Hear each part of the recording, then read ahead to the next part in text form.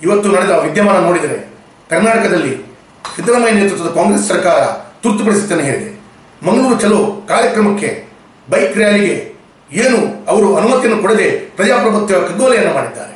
ಭಾರತೀಯ ಜನತಾ ಪಾರ್ಟಿಯ ನಮ್ಮ ನೇತರರಾದ ಮತ್ತು ಮಾಜಿ ಗೃಹ ಸಚಿವರಾದ ಆರ್ ಅಶೋಕ್, ಸಂಸದರಾದ ಶೋಭಾ ಕರಂದ್ಲಾಜೆ ಅವರಿಗೆ, ಸಿ ಟಿ ರವಿ ಅವರಿಗೆ, ಅದಲ್ಲದೆ ರಾಜ್ಯದ ಯುವ ಮೋರ್ಚಾದ ಅಧ್ಯಕ್ಷರಾದ ಪ್ರತಾಪ್ ಸಿಂಹ ಅವರಿಗೆ ಪೊಲೀಸರು ನಡೆದುಕೊಂಡ ವರ್ತನೆ ನೋಡಿದರೆ ಬಹಳ ಅಮಾನುಷವಾಗಿ ನಡೆದುಕೊಂಡಿದ್ದಾರೆ.